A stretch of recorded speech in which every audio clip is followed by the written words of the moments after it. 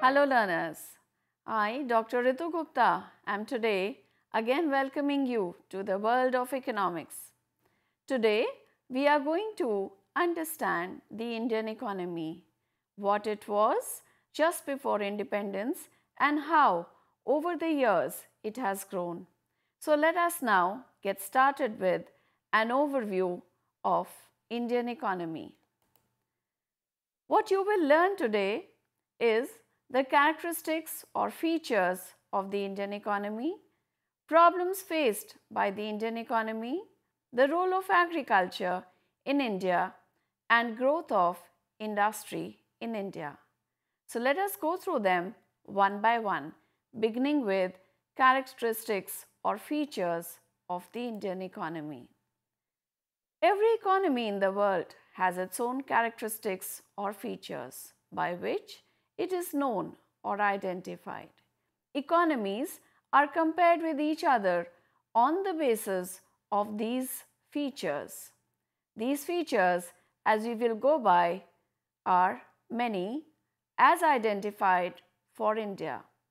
India as a distinct nation came into existence on 15th of August 1947, called the Independence Day of India, which marked the end of the British era or the British rule over India. Independent India has completed nearly 7 decades of self-rule, a period long enough to evaluate the position and performance of the country and to enable comparison with other countries in the world as well as evaluate its own progress over the years. Let us now go through the features one by one. First, we will just mark these features and then we will go into each of their details. The first feature of the Indian economy is that it has a low per capita income. Secondly, there is heavy population pressure. Thirdly, there is dependence of population on agriculture, and it's not just dependence, it is heavy dependence. And fourth, there is poverty and inequality in income distribution. There is something good also, that there is a higher level of capital formation, a definite positive feature, and the fact that India is a planned economy. So we plan to reach certain goals. Let us now study the first feature, which is the low per capita income. India is known in the world as a country with low per capita income. Per capita income is defined as the ratio of national income over population. It gives the idea about the average earning of an Indian citizen in a year, even though this may not reflect the actual earning of each individual. And here comes the role of distribution, which is unequal. So we may find some people actually earning much more while others little or none. But still, the role of average low per capita income is strongly felt. India's per capita income for the year 2012-13 is estimated at rupees 39,168. This comes to about 3,264 per month. If we compare India's per capita income with other countries of the world, then it can be seen that India is well behind many of them. India is world's second largest populated country after China. As per 2011 census, India's population stands at more than 121 crores. It increased at a rate of 1.03% during the decade 1990 to 2001. I repeat, an annual average increase of 1.03% in the rate of growth of population, and that is why we have a heavy population pressure on the Indian economy. Let us now understand why this population has been increasing. The main cause of fast rise in India's population is the sharp decline in death rate, while the birth rate has not decreased as fast. As a result, the gap between the death rate and the birth rate has gone on widening. The death rate is defined as the number of people died per thousand of population, while birth rate is defined as the number of people taking birth per thousand of population. So, we have a decreasing death rate and a ever decreasing birth rate, but at a lower rate. This brings us to the third feature of the Indian economy, that is the dependence on agriculture. Let us see what this feature tells us about the Indian economy. Majority of India's working population depend on agricultural activities to pursue their livelihood. In 2011, about 58% of India's working population was engaged in agriculture, and this is a large percentage. In spite of this, the contribution of agriculture to India's gross domestic product is just as little as only around 17%, which means that many people are depending on agriculture, but the output from agriculture is very low. And this tells us something very, very deep about the condition of agriculture in India, which we shall be discussing subsequently. A major concern then is that productivity of this sector is very less. There are many reasons for this. That is, why is agriculture in India having low productivity? I'm sure you have your own ideas, but let's see what our subject experts have to give to you. Firstly, there is heavy population pressure on land to sustain the huge number.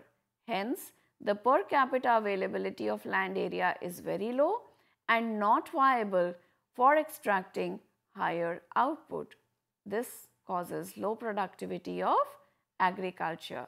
The second reason for low productivity of agriculture is that a majority of people are forced to become agricultural labor working at low wages.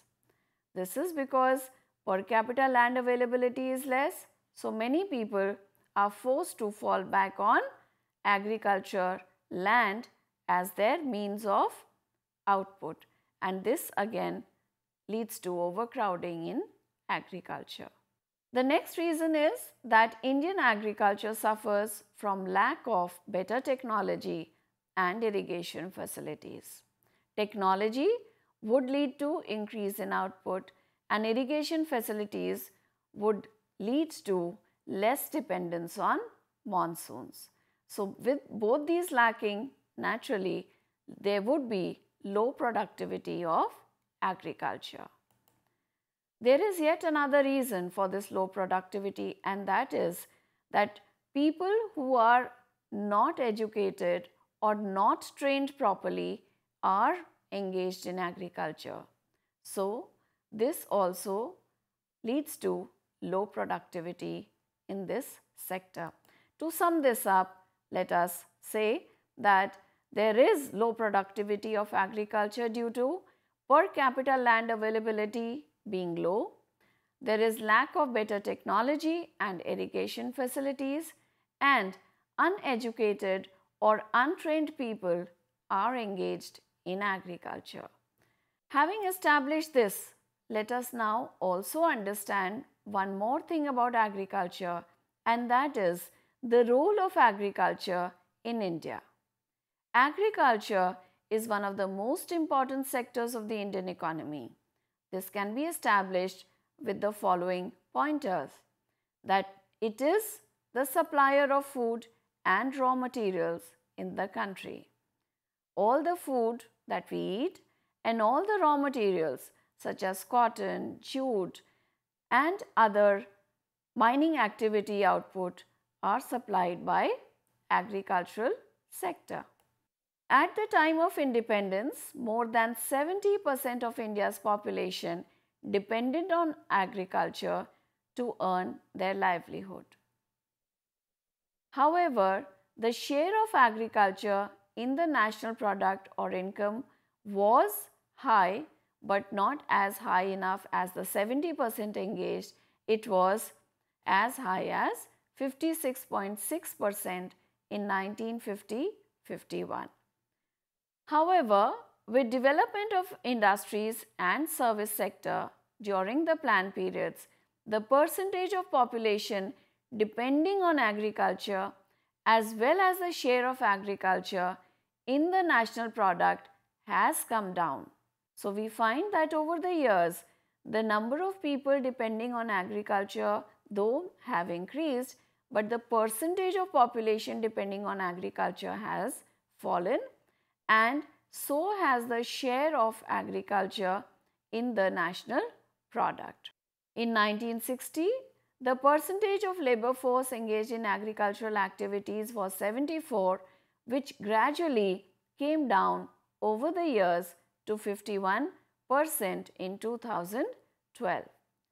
The same goes that in 1960, the share of labor force in industry and service sectors stood at 11 and 15% respectively, but in 2012, it has definitely increased because the share of agriculture has declined. So, here are some statistics to prove our point. Now, what about the feature of poverty and inequality in the Indian economy? Another very disheartening thing about India is that it has the world's largest number of poor people. As per reports of Government of India, in 2011-12, about 269.3 million people in India were poor. This was about 22% of India's population. Imagine having such a large percentage of its population as poor. This is a very large percentage. Now we need to identify how we term a person as poor or non-poor.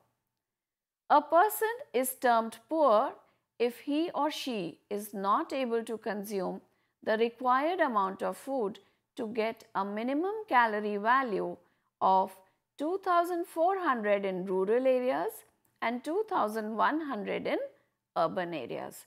So, a person who cannot get enough food to be able to ingest or to be able to take in these many calories depending upon the place of stay, whether urban or rural, then we call that person as poor. Translating this to money terms, a person must earn the required amount of money as well to buy the food items. The government has also estimated that the required amount of money is rupees 816 in rural areas and rupees 1000 in urban areas per head per month, that is to provide the requisite calories of 2,400 in rural areas and 2,100 in urban areas. This comes to about rupees 28 in rural area and rupees 33 in urban area per head per day. This is called the poverty line. This implies that 269.9 million people of India were not able to earn such little amount in 2011 and 12. Yes, you must be wondering, has this percentage fallen? It has, but to a very low extent. Let us now move to the next feature of the Indian economy, which is a high rate of capital formation or investment. At the time of independence, one of the major problems of Indian economy was deficiency in capital stock in the form of land and building, machinery and equipment, savings, etc. in the form of capital assets or capital stock for the entire nation. In order to continue the cycle of economic activities such as production and consumption, a certain ratio of production must go towards saving and investment. However, the required ratio was never generated in the first 4 to 5 decades after independence. That means, in the first 5 decades, the Indian economy was growing but with a very low rate of capital formation. This brings us to the fifth feature of the Indian economy, which is the growth of industry in India. Industry, or the secondary sector of the economy, is another important area of economic activity. After independence, the Government of India emphasized the role of industrialization in the country's economic development in the long run. Industry, as we know, is the one which provides us with manufactured goods. Accordingly, the blueprint for industrial development was made through the Industrial Policy Resolution IPR in 1956. The 1956 policy emphasized on establishment of heavy industries, with public sector taking the lead in this area. Adoption of heavy or basic industries strategy was justified on the ground that it will reduce the burden on agriculture, enable growth in the production of consumer goods industries, as well as small industries that are helpful for employment generation and achieving self-reliance. Indian industry has since then recorded tremendous growth, but not as much as the service sector. Let us quickly recall what we have studied in this session.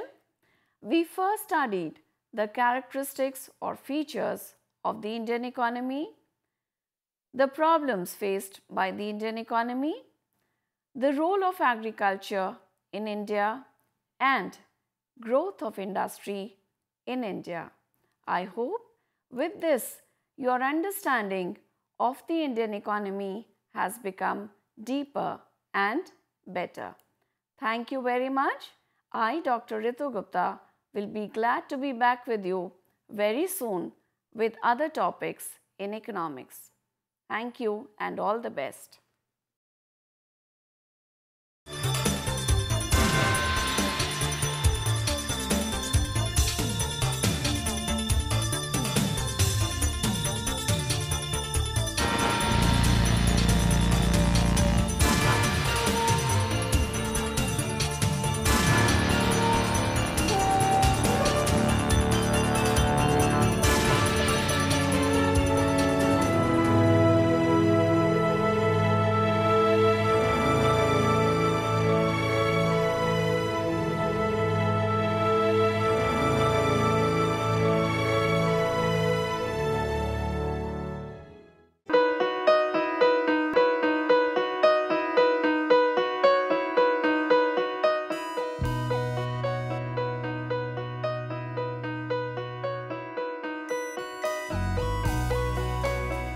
पच्चीस साल का लंबा सफर और लाखों लोगों के चेहरों पर खिलती मुस्कान, गर्व और गरिमा से जीने की प्रेरणा देती मुस्कान, आत्मसम्मान और विश्वास से पैदा हुई मुस्कान। इन खिलते चेहरों पर ये मुस्कान आई है शिक्षा के जरिए। ये मुस्कान आई है national institute of open schooling यानी NIOS के जरिए। National institute of open schooling या राष्ट्रीय मुक्त विद्यालयी शिक्षा संस्थान, इस संस्थान का एक बड़ा उद्देश्य है आम आदमियों के जीवन को बेहतर बनाना। ऐसे लोग जिनके लिए शिक्षा एक दूर का सपना है, या वे बच्चे जो परिवार की रोजी रोटी कमाने के लिए बीच में ही स्कूल छोड़ने पर मजबूर हो जाते हैं। NIOS ऐसे बच्चों और बड़ों को दोबारा शिक्षा से जुड़ने का मौका मुहैया कराता है ताकि वे एक बेहतर जीवन जी सकें। 1989 में स्थापना के बाद NIOS ने देश के लाखों बच्चों और वयस्कों को बेहतर शिक्षा से जोड़ा है। इनमें हर उम्र, हर पृष्ठभूमि, हर जाति, हर मजहब और हर क्षेत्र के लड़के लड़कियां, महिलाएं और पुरुष शामिल हैं। बढ़ई से लेकर पायलट, डॉक्टर, इंजीनियर, बेकर और दर्जी तक NIOS कोशिश कर रहा है सबको शिक्षित और सशक्त बनाने की, चाहे वो असम के दूर दराज इलाके में रहने वाला हो या फिर मुंबई जैसे महानगर का। NIOS ने अपनी मौजूदगी हर जगह दर्ज कराई है। NIOS ने शिक्षा की परंपरागत सोच को ही बदल दिया है। वो पढ़िए जो हम पढ़ाते हैं की जगह NIOS की नई सोच है, हम वो पढ़ाते हैं जो आप पढ़ना चाहते हैं। इस नई सोच ने लोगों को आगे बढ़ने और NIOS के साथ जुड़ने के लिए प्रोत्साहित किया है। शिक्षा उपलब्ध कराने के मामले में NIOS किसी सीमा को नहीं मानता, उम्र की सीमा को भी नहीं। चंडीगढ़ के गणेश के लिए भी NIOS एक वरदान साबित हुआ। NIOS शारीरिक रूप से अक्षम बच्चों को भी बेहतर शिक्षा मुहैया कराने के लिए पूरी तरह प्रतिबद्ध है। ऐसे बच्चों के लिए शिक्षा न केवल रोजगार के द्वार खोलती है, बल्कि उन्हें आत्मविश्वास और गर्व के साथ जीना भी सिखाती है। NIOS खेल के इन सितारों को उनकी सुविधा और समय के अनुसार बेहतर शिक्षा उपलब्ध कराता है। मेरी कॉम, सोमदेव देववर्मन, देविका रेबेका पल्लिकल, अरमान इब्राहिम, प्रद्युमन प्रकाश और अमयजोत सिंह। NIOS सीमा पर खड़े उन प्रहरियों को भी शिक्षा से लाभान्वित करता है जो देश की सुरक्षा के लिए अपनी जान की बाजी लगाने से भी नहीं चूकते। सच तो ये है कि NIOS की पहुंच हर ओर रहती है, चाहे वो दूर दराज के आदिवासी हो या जेल की कोठरी में बंद कैदी या फिर ग्रामीण और शहरी क्षेत्रों के गरीब निवासी। देश में कहीं भी कोई भी व्यक्ति, स्त्री, पुरुष, लड़का, लड़की, अमीर, गरीब शिक्षा से वंचित न रहे। राष्ट्रीय मुक्त विद्यालयी शिक्षा संस्थान का यही मिशन है। राष्ट्रीय मुक्त विद्यालय शिक्षा संस्थान पूरे देश में शिक्षा के साथ साथ कौशल विकास के क्षेत्र में बहुत सारे कोर्सेज दे रहा है। लगभग 100 से ज़्यादा कोर्सेज हैं। हम दूर दराज के गांव में अपने संस्थान बनाते हैं और वहाँ के बच्चों को, वहाँ के बच्चियों को, वहाँ के वयस्कों को हुनर के क्षेत्र में शिक्षा पहुँचाते हैं। आपको जानकर खुशी होगी कि अब हम आर्ट्स, साइंस, कॉमर्स जिन क्षेत्रों में 12वीं का सर्टिफिकेट दिया जाता रहा है, अब हम हुनर के क्षेत्र में, वोकेशनल एरिया में भी 10वीं और 12वीं का सर्टिफिकेशन करेंगे।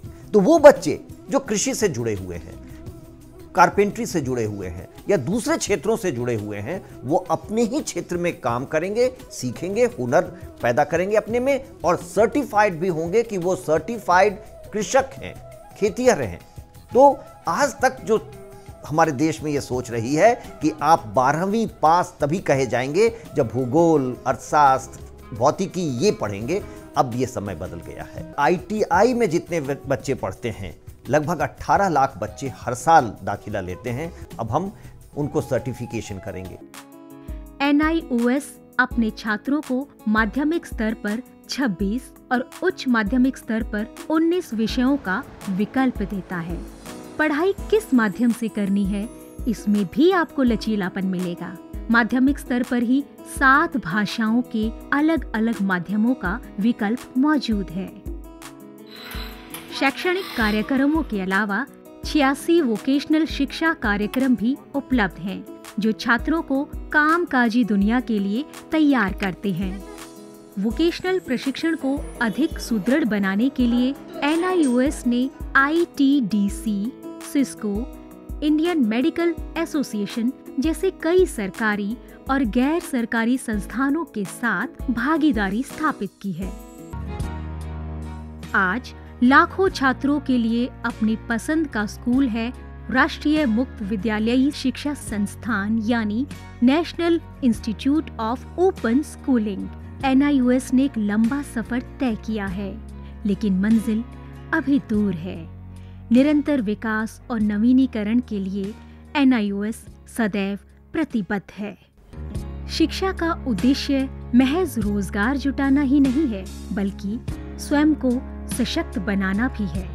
NIOS लाखों छात्रों के लिए यही आत्मसम्मान दिलाने में जुटा है। लाखों लोगों के लिए एक आशा और उम्मीद है। National institute of open schooling.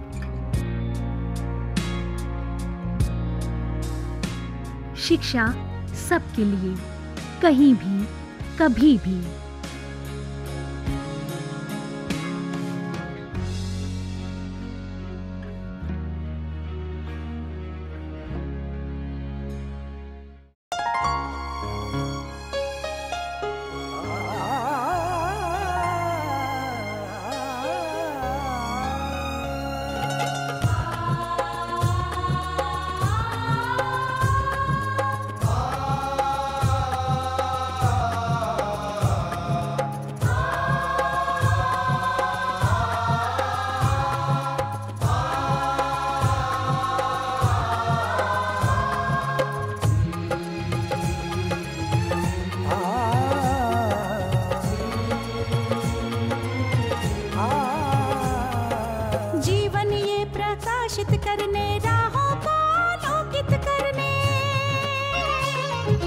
जीवन ये प्रकाशित करने, राहों को आलोकित करने, हम अपना दीपक स्वयं बने, हम अपना रास्ता स्वयं चुने। अपना दीपक स्वयं बने, हम अपना रास्ता स्वयं चुने। जीवन ये प्रकाशित करने, राहों को आलोकित करने।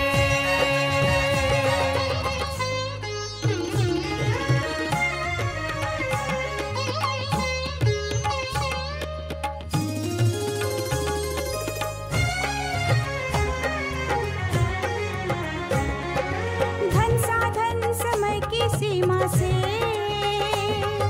विद्यालय जो मुक्त हो, धन साधन समय की सीमा से विद्यालय जो मुक्त हो। कभी पढ़े हम कहीं पढ़े, वे विषय की लोच से युक्त हो। कभी पढ़े हम कहीं पढ़े, वे विषय की लोच से युक्त हो। मित्रों हम उठे और जागे, मंजिल आने की ध्वनि सुने, हम अपना दीपक स्वयं बने, हम अपना रास्ता स्वयं चुने। जीवन ये प्रकाशित करने, राहों को आलोकित करने।